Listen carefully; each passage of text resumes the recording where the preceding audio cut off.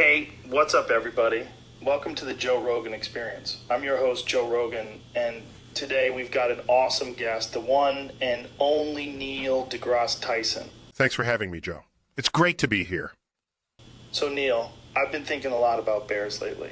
They're just such amazing creatures. Have you ever seen a bear up close?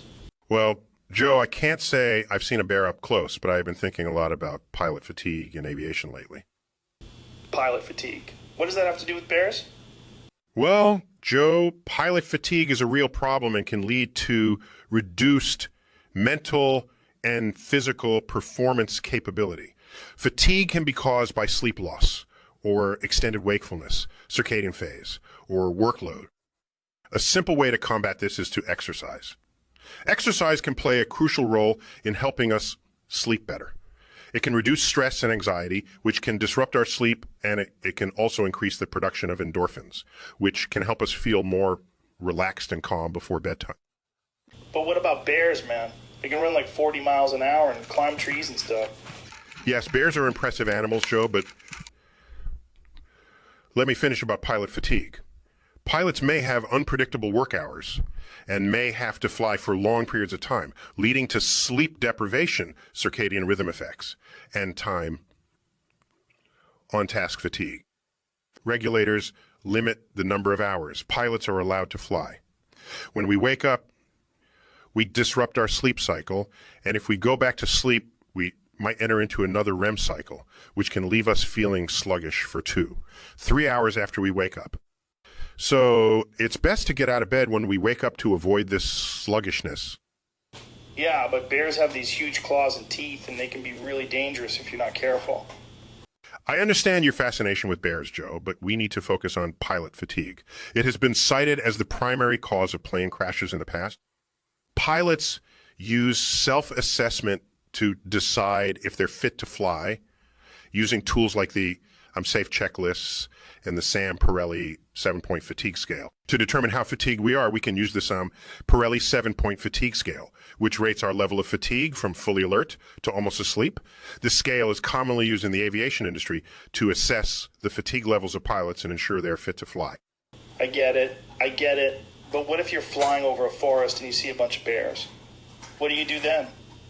Well, Joe, I don't think that's a likely scenario, but let's get back to pilot fatigue. Some airlines like British Airways and Air Canada allow for cockpit napping. Proper cockpit lighting can help improve alertness in the cockpit and inhibit the production of melatonin, which can cause drowsiness. Increasing lighting levels to 100, 200 lux has been shown to improve alertness in the cockpit. Furthermore, sleep plays a critical role in pilot performance.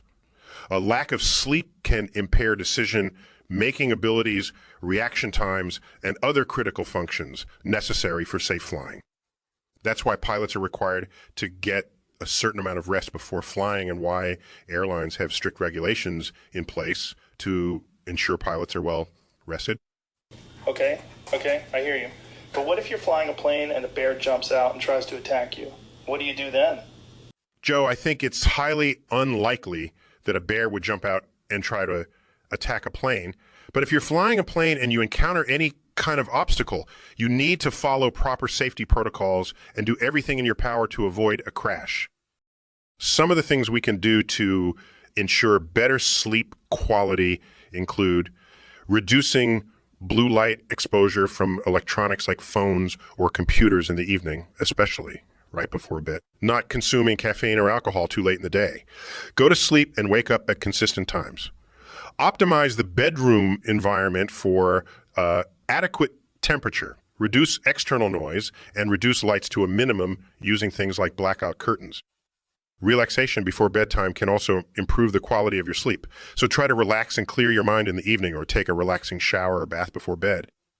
Exercising regularly is also beneficial, but not just before bed, as this has a stimulatory effect, which could increase hormones like adrenaline and epinephrine. All right, I get it. Bears are cool and all, but pilot fatigue is serious business. Thanks for sharing all that with us, Neil. It's always great to have you on the show. My pleasure, Joe. Thank Thanks for having me.